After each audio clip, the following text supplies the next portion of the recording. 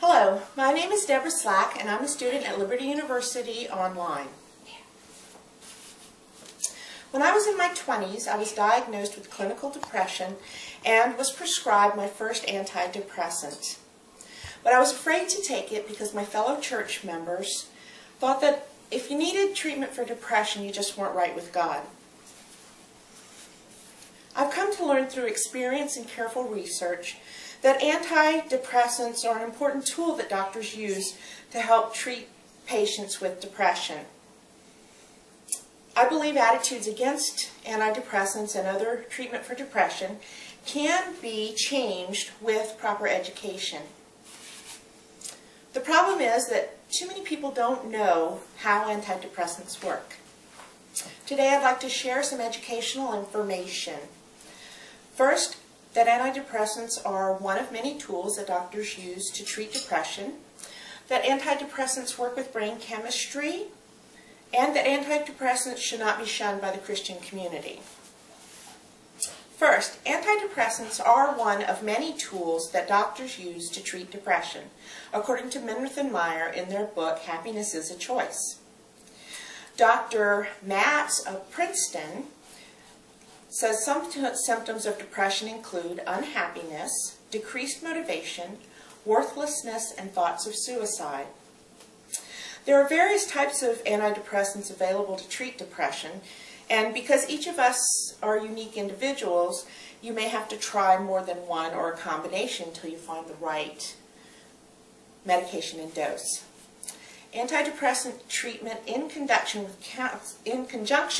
with counseling is a better form of treatment, more effective, according to Dr. Vitiello of the National Institute of Mental Health. Herbs and natural medicines such as St. John's wort can help, but should be done under the supervision of a doctor, according to Jane Baer in Non-Medical Treatment of Depression. The lack of certain vitamins can cause depression symptoms, so a multivitamin and eating well are recommended by WebMD. Antidepressants work with brain chemistry to return balance and function to the life of a person who has depression. This is my second point, and this thought comes from Michael Brooks and his article, Happy Days Are Gone Again. Serotonin is a chemical in the brain that, when depleted, can cause symptoms of depression. Seasonal affective disorder, also known as the winter blues, can result as a lowered serotonin level comes, but can be treated with light.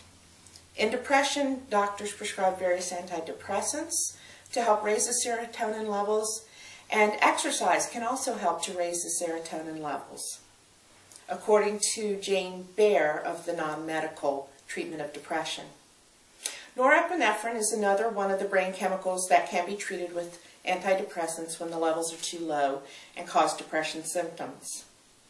This is according to Schimmel-Fenning of How Antidepressants Work.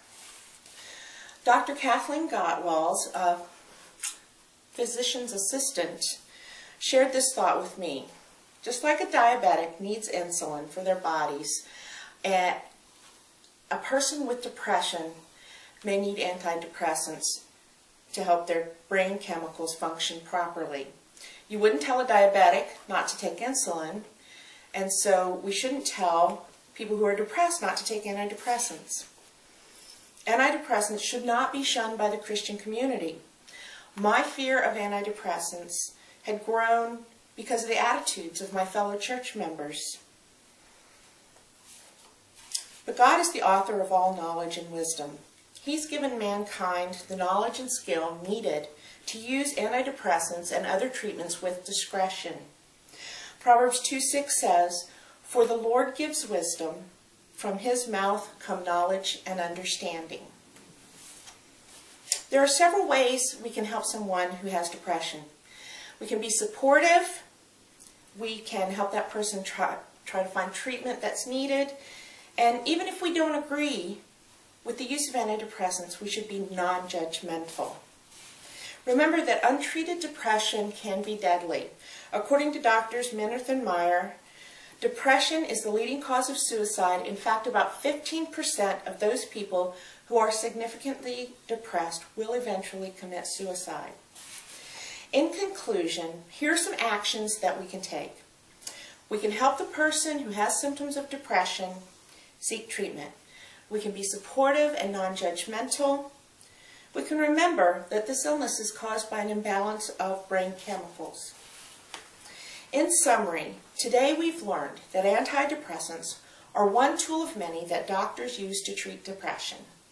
That antidepressants work with brain chemistry to bring balance to the life of a depressed patient.